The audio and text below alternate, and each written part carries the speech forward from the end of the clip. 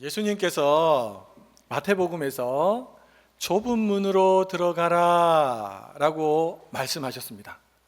그리고 좁은 문은 생명으로 인도하는 문이다. 그분은 좁기 때문에, 또 길이 굉장히 또 좁기 때문에 찾는 사람들이 적다라고 말씀하셨어요. 그러면서 예수님이 정반대되는 또 다른 하나의 문을 말씀하셨는데, 그 문은 넓은 문, 넓은 길입니다. 그래서 많은 사람들이 그 문으로 들어가고 그 길로 가게 된다라고 하셨습니다. 예수님이 좁은 문으로 들어가라 라고 하셨으니까 우리는 예수님을 믿는 사람이니까 당연히 예수님의 말씀을 따라서 좁은 길로 들어가야 합니다. 그 길이 생명으로 가는 길이기 때문에 그렇겠죠. 자, 그런데 도대체 좁은 문이 뭔가? 라고 우리가 질문할 수 있습니다. 그렇죠?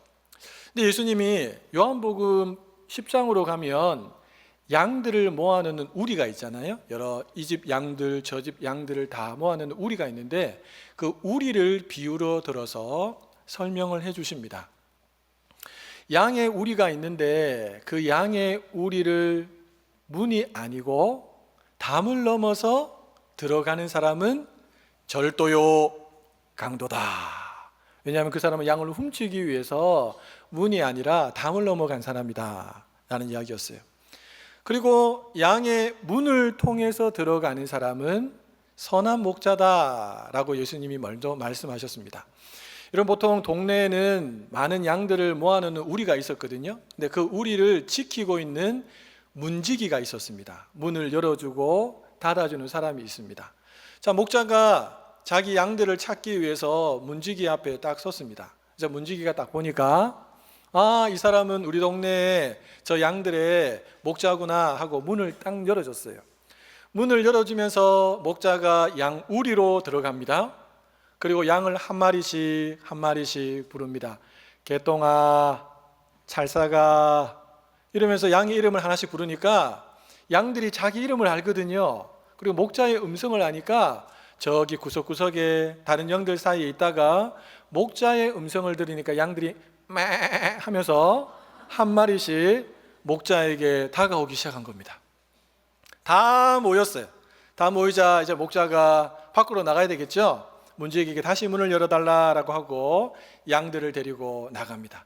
자, 이제 나를 따라서 저 푸른 초장으로 가자라고 하니까 양들이 이 목자의 음성을 듣고 목자인 줄 알고 눈이 좀 어둡지만 목자를 따라 나갔다라고 하는 이야기를 예수님께서 들려주셨습니다.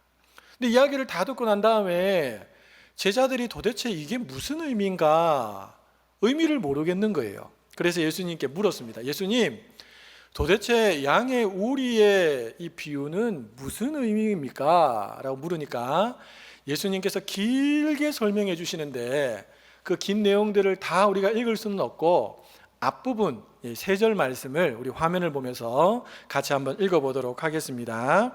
내가 진실로 진실로 너희에게 말하노니 나는 양의 문이라. 나보다 먼저 온 자는 다 절도요 강도니 양들이 듣지 아니하였느니라. 내가 문이니 누구든지 나로 말미암아 들어가면 구원을 받고 또는 들어가며 나오며 꼴을 얻으리라.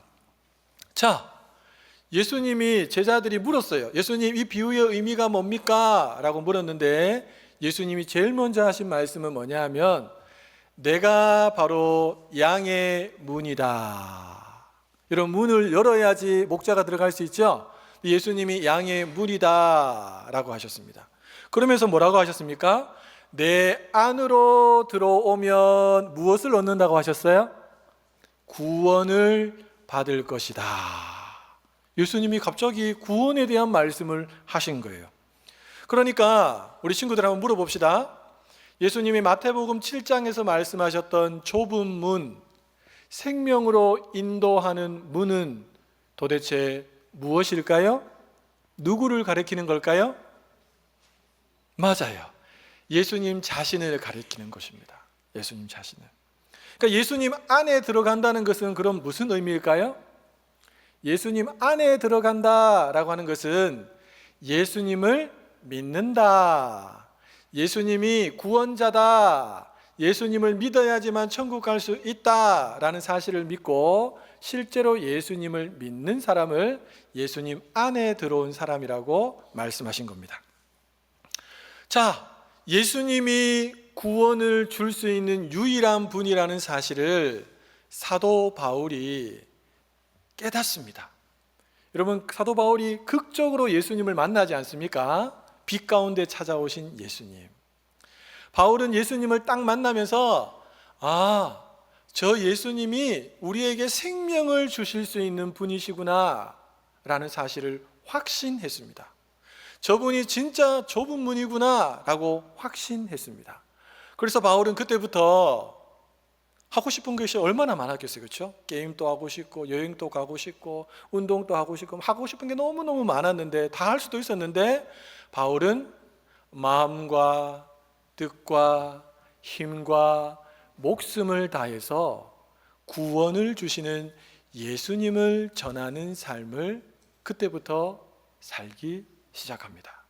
그것도 유대인들에게 이야기하는 것이 아니고 예수님을 전혀 모르는, 율법을 전혀 모르는 이방인들에게 예수님을 믿으면 구원받는다라고 하는 복음을 바울이 다니면서 전하기 시작했습니다.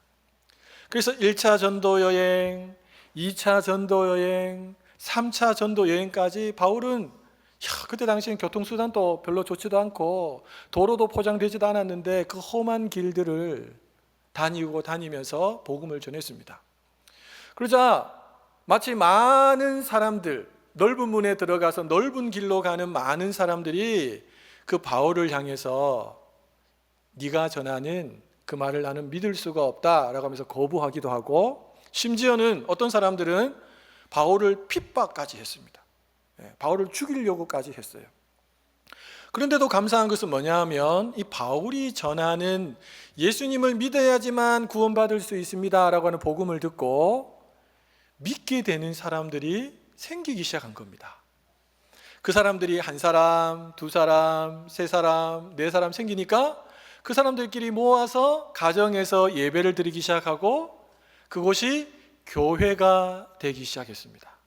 그래서 바울이 가는 곳마다 적든 많든 예수님을 믿는 사람들이 모여서 교회들이 생겨나기 시작한 겁니다. 여러분, 그 많은 교회들 중에 한 교회가 어느 교회냐면 바울이 갈라디아 지역을 다니면서 예수님을 전해서 세운 갈라디아 지역의 교회들이 생기기 시작한 것입니다. 바울이 함께 있을 때는 전혀 문제가 없었는데 바울이 떠나고 난 다음에 그 갈라디아 지역 교회에 누가 들어왔을까요? 누가 들어왔을까요? 유대인들, 율법주의자들이 들어왔습니다. 그리고 그들이 이렇게 말하기 시작한 겁니다. 너희들이 바울이 전한 복음을 듣고 예수님을 믿는 거 좋은 일이야. 좋은 일이야. 그분 참 좋은 분 맞아. 그러나 기억해, 너희들이 구원을 받으려면, 진짜 천국에 가려면 예수님만 믿어서는 안 되고 하나님이 그 옛날에 모세를 통해서 시내산에서 친히 내려주신 그 십계명을 중심으로 있는 수많은 율법들, 그리고 율법이 주어지기 전에 아브라함을 통해서 하나님께서 주셨던 그 할례라고 하는 율법보다 앞서 있는 것을 행해야지만 너희들이 구원을 받을 수 있어 라고 말하기 시작한 겁니다. 여러분, 이방인들 중심이었던 갈라디아 지역에 있는 사람들이 그 말을 들으니까 그 말이 맞는 것 같거든요. 그리고 자기들에게 율법을 지켜야 된다고 하는 그들이 보니까 진정성이 느껴졌어요.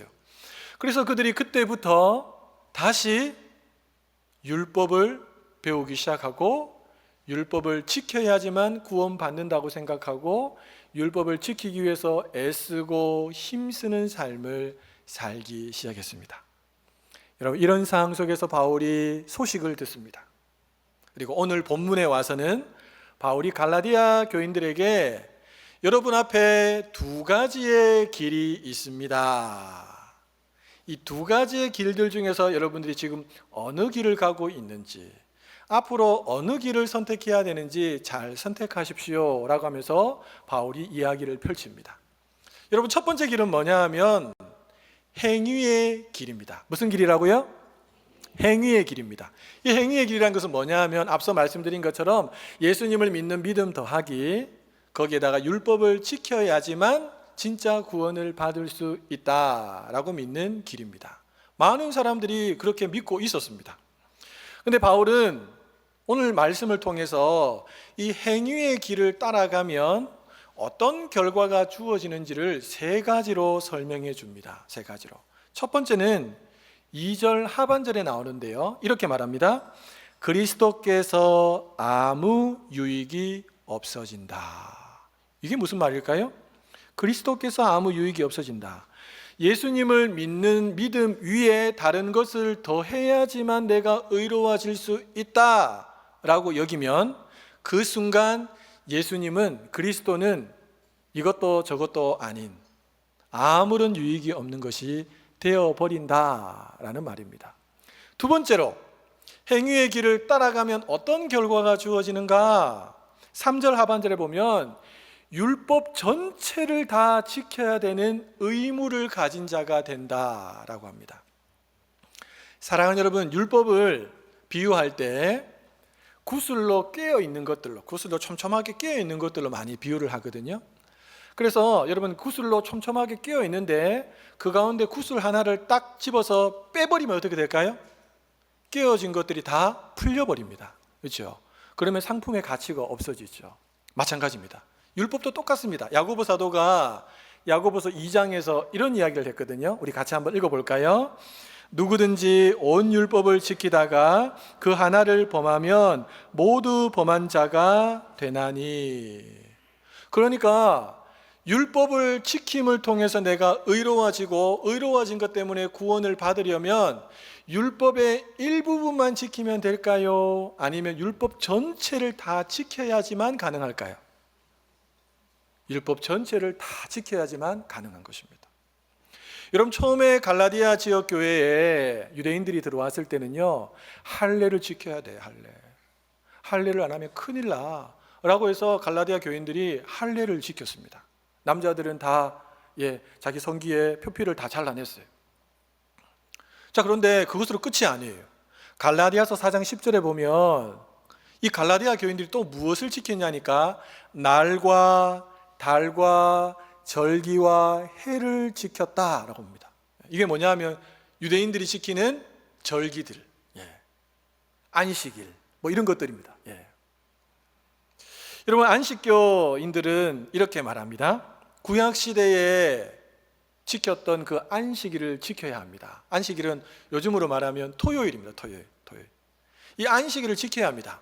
만약에 안식일을 지키지 않으면 구원이 없습니다 라고 진짜 믿는 사람들이 오늘 우리 주변에 있는 제7 안식교, 안식교인들입니다.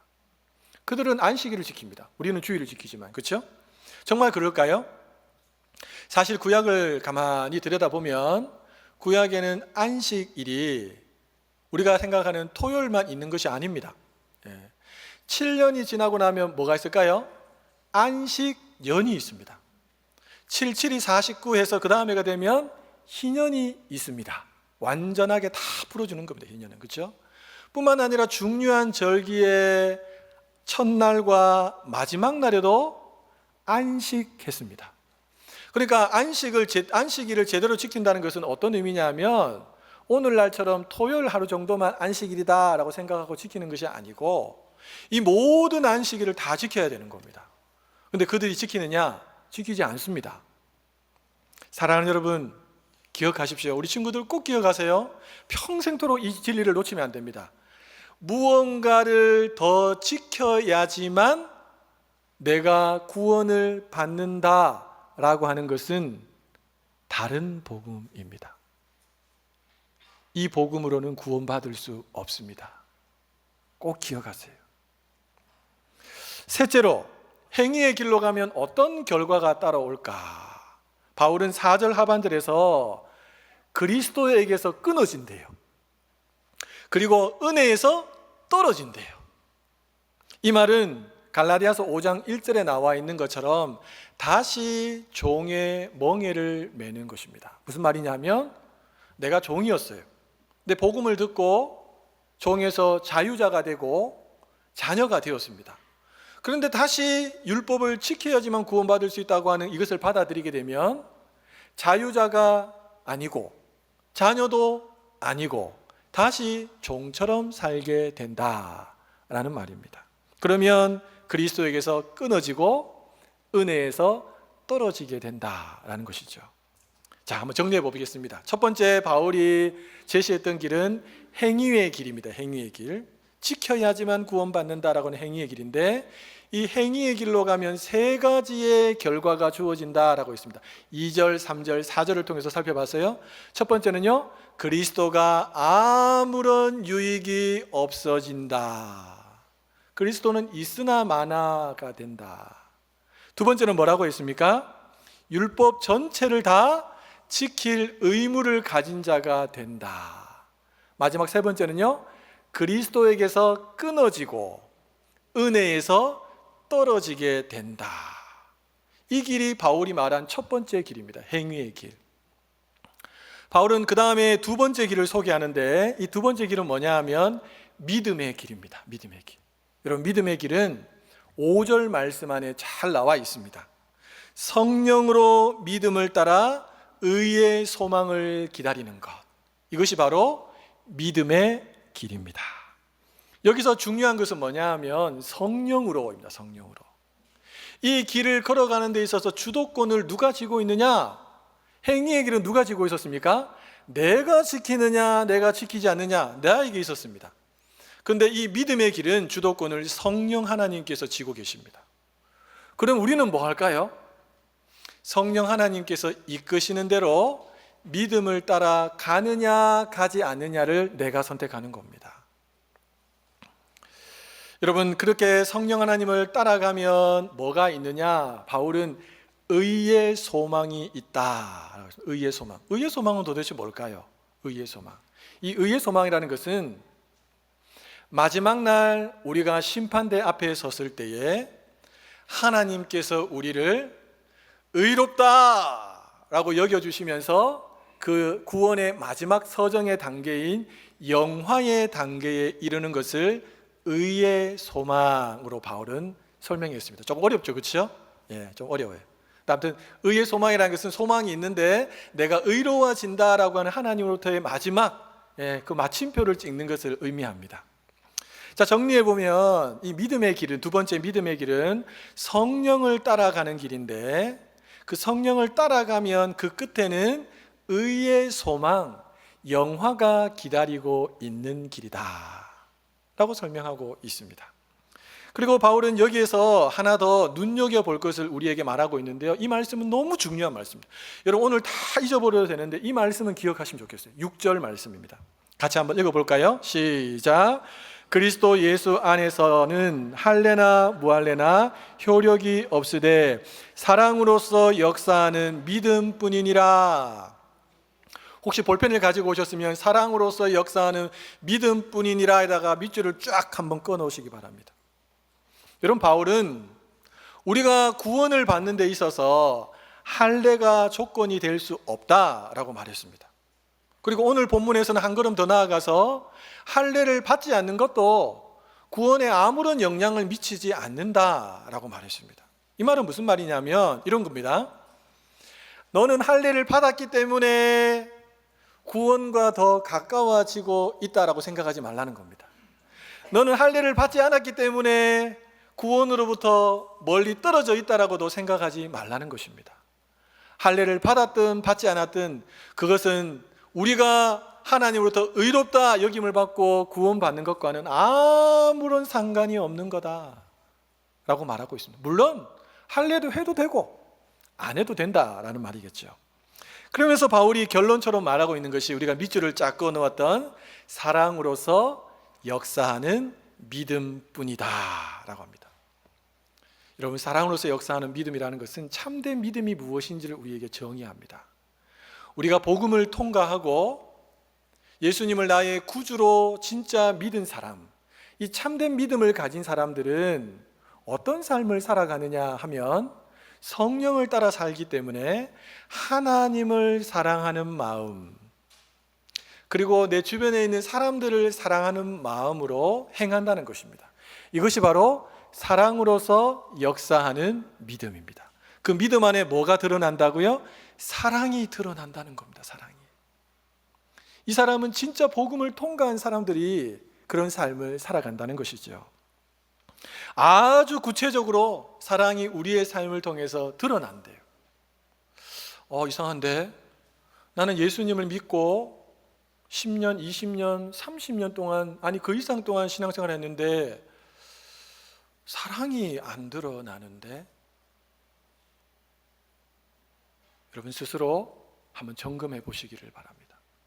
정말 십자가를 통과하고 하나님의 그 어마어마한 용서와 은혜를 깊이 경험했는지, 그리고 내 안에 이미 들어와 계시는 그 성령 하나님을 내가 인정하고 내가 그분의 마음에 주시는 감동과 말씀을 따라 믿음으로 살고 있는지. 그게 없다면 죄송하지만, 여러분 안에 성령이 없다면 죄송하지만 구원이 아닐 수 있습니다. 그러니까 예수님을 믿었으니까 이제는 어떻게 살아도 상관이 없지 않냐 라고 말하는 것은 여러분 복음을 모르는 사람들이 하는 말입니다. 복음을 모르는 사람들. 어떻게 죽을 죄에서 나를 건져주셨는데 그 은혜를 다 잊어버리고 내 마음대로 살아갈 수 있단 말입니까? 불가능한 일입니다. 여러분 참된 믿음은 내 마음의 원대로 살아가게 하지 않습니다. 내 마음의 원대로 살아간다는 것은 참된 믿음이 아닙니다. 믿음은 우리를 죄와 율법의 억압에서 자유케 했습니다. 그러나 그 자유를 낭비하지 않게 합니다. 내 욕심대로 쓰지 않게 합니다. 앞서도 말씀드렸지만 하나님을 사랑하는, 나를 구원하신 하나님을 사랑하고 또 하나님이 사랑하시는 사람들을 사랑하는 모습으로 믿음이 드러나게 되어 있습니다. 여러분 믿음과 사랑은 연결되어 있습니다. 떨어지지 않습니다. 그래서 바울은 고린도전서 13장에서 사랑을 이야기할 때 믿음이 있다 하고 사랑이 없으면 아무것도 아니다라고 말했습니다. 여러분 이런 사람들은 세상의 법보다 훨씬 더 차원이 높은 법 위에서 살아갑니다. 그 법이 뭐냐 하면 사랑의 법입니다. 이런 사람들은 주변 사람들로부터 이런 이야기를 듣습니다. 법 없이도 잘 살합니다. 그래서 사랑으로 역사하는 믿음의 삶은 복음을 통과한 사람, 예수님 안에 진짜 거하는 사람들만 살 수 있는 겁니다. 그냥 예수님 머리로 알고 있는 이런 사람들이 사는 것이 절대로 아닙니다. 이전에는 시키는 일만 했다면 이제는 자원하는 마음으로 섬깁니다. 이전에는 내 마음대로 방탕한 삶을 막 살았다면 이제부터는 정결한 삶을 삽니다. 이전에는 내 기쁨과 내 만족과 내 꿈이 모든 내 삶의 초점이었다면 이 복음을 진짜 통과한 사람들은 이제부터는 하나님의 기쁨과 하나님의 만족과 하나님의 비전이 무엇인지를 품고 살아갑니다. 여러분 이 사람이 진짜 복음을 통과한 사람입니다. 마태복음 18장에 보면 우리 친구들이 잘 아는 1만 달란트 빚진 자가 탕감받은 이야기가 나옵니다. 여러분 1만 달란트는 우리가 태어나서 죽을 때까지 숫자만 세하려도 다 세할 수 없는 어마어마한 돈입니다. 근데 그 돈을 아무런 조건 없이 다 탕감해 줬어요. 없는 걸로 하겠다 해준 거예요.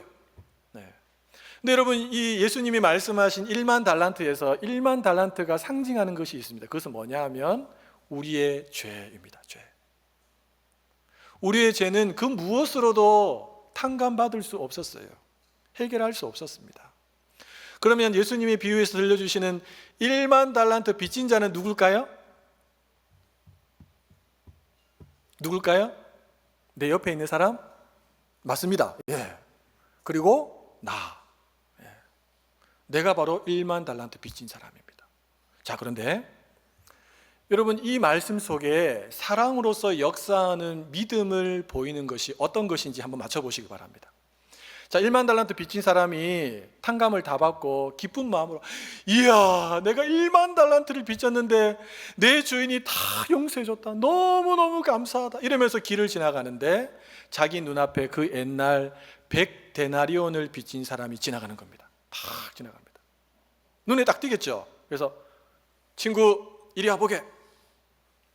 자네 언제 100데나리온을 갚을 건가?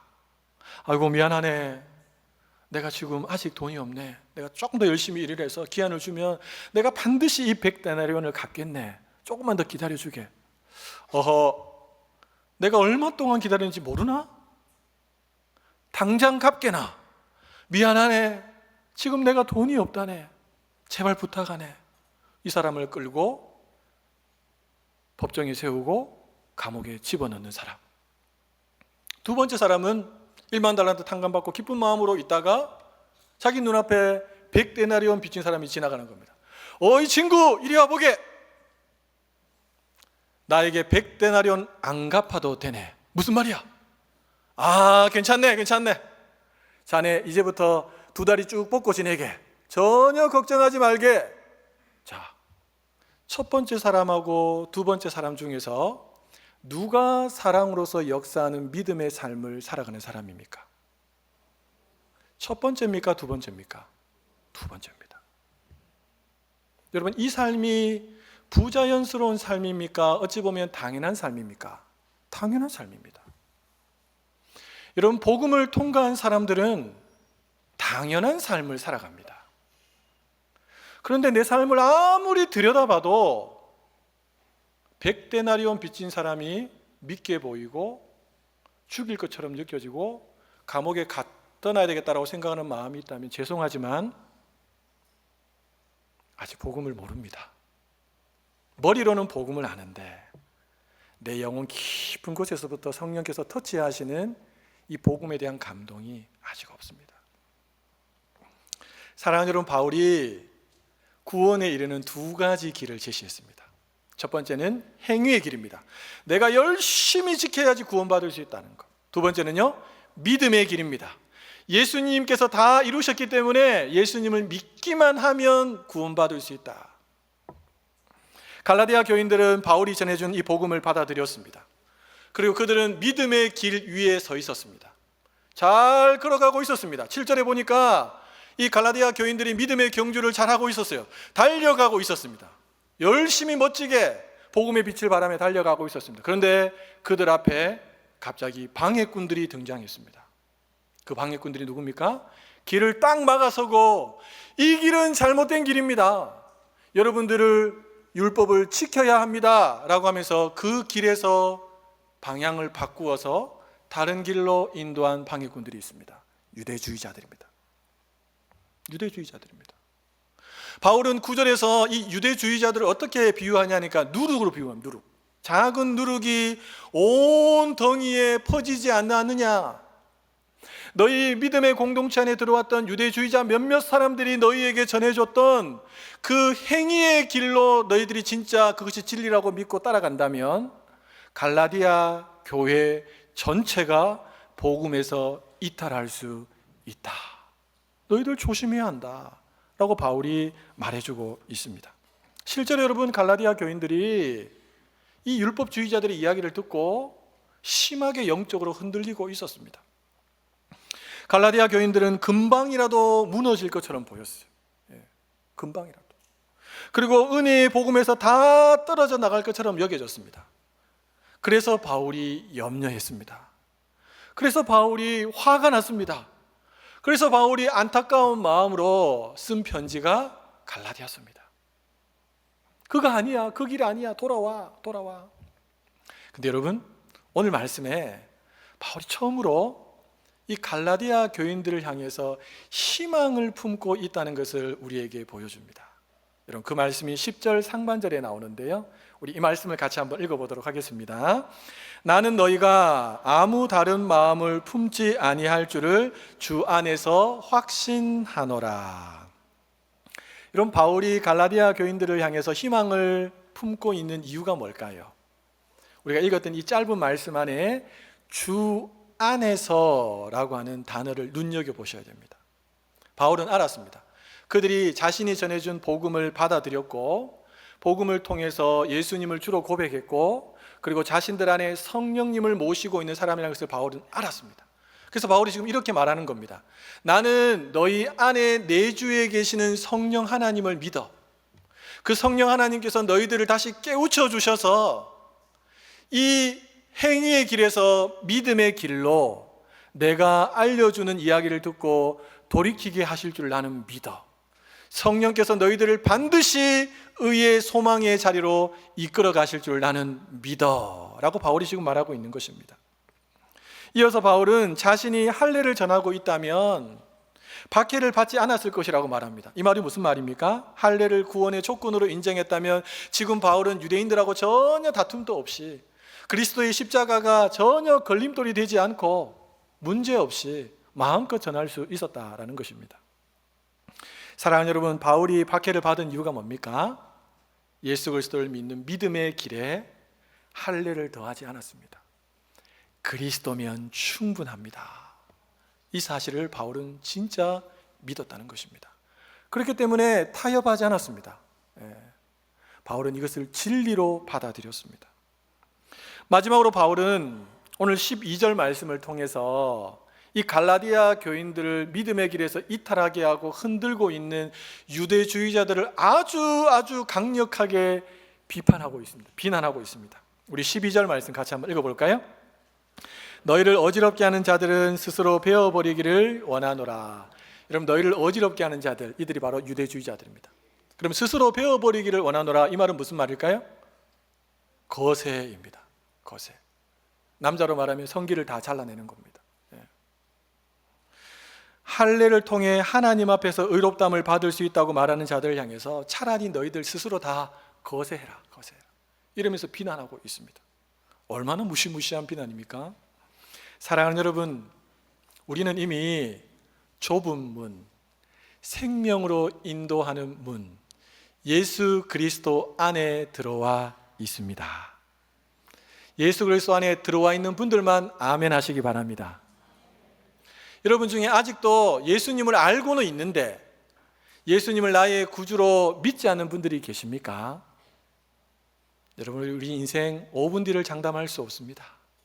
속히 지나갑니다. 70, 80이 넘은 우리 성도님들 만나서 이야기해 보면 목사님, 세월이 얼마나 빨리 지나가는지 잠시 눈 감고 뜬 것 같은데 벌써 내가 여기에 있습니다. 찬양의 가사처럼. 여러분, 어떻게 될지 모릅니다. 우리는 복음을 들었습니다. 복음을 들었다면 예수님만이 나의 유일한 구주라는 사실을 믿을 건지 믿지 않을 것인지 선택하셔야 됩니다. 그 문에 할례도 율법도 행위도 공의도 아무 필요 없습니다. 만약에 예수 그리스도 외에 복음 외에 다른 것을 더하는 순간 그리스도의 십자가는 점점 작아질 것이고 은혜는 조건으로 변해버릴 것이고 자유는 다시 멍해가 될 것입니다. 여러분, 그리스도면 충분합니다. 그리스도면 충분합니다. 그렇다면 우리는 이제 어떻게 살아야 될까요? 어떻게 살아야 될까요, 여러분? 아무렇게나 막 살아야 됩니까? 내 인간의 본성이 막 올라오는 대로 성령께서 주시는 말씀을 다 무시하고 막 살아야 됩니까? 그렇게 살면 안 됩니다. 나중에 이제 갈라디아서 5장으로 가면 본격적으로 성령의 역사하심들을 이야기하겠지만 절대로 그렇게 살면 안 됩니다. 억지로가 아니라 감사로 살아야 되고 의무가 아니라 자원함으로 살아야 되고 종이 아니라 자유자로 자녀로 살아야 합니다. 이렇게 살기 위해서는 우리 스스로의 힘으로는 안 됩니다. 결심했어라고 해서 안 됩니다, 여러분. 성령을 따라 사랑으로서 역사하는 믿음의 삶을 살아야 합니다. 내 안에 들어와 계시는 성령님을 무시하면 절대로 그렇게 살 수 없다는 것입니다. 사랑하는 여러분, 우리를 부르신 주님께서 끝날까지 우리를 책임져 주십니다. 그래서 우리에게는 바울이 말한 것처럼 의의 소망, 구원의 마지막 단계인 영화가 기다리고 있습니다. 그러므로 흔들리지 마시기 바랍니다. 그리고 여러분의 믿음의 경주를 걸어가는 데 있어서 유대주의자들처럼 여러분의 앞에 딱 막아서는 사람들이 있을 겁니다. 여러분, 그들의 미혹 앞에, 잘못된 가르침 앞에, 복음 위에 다른 것을 더해야 된다고 말하는 그들의 주장 앞에 절대로 넘어지지 마시기 바랍니다. 옆에 분에게 한번 진지하게 바라보시면서 이렇게 이야기해 주시기 바랍니다. 그리스도면 충분합니다. 반대에 있는 분들에게도 그리스도면 충분합니다. 간절한 바람은 여러분 평생의 이 고백을 여러분의 고백으로 삼으시고 감사와 찬양으로 또 성령을 따라 사랑으로서 역사하는 믿음의 삶을 살아서 우리 하나님 아버지, 구원을 주신 하나님 아버지께 기쁨이 되는 우리 모든 성도님들 다 되시기를 예수님의 이름으로 축복합니다.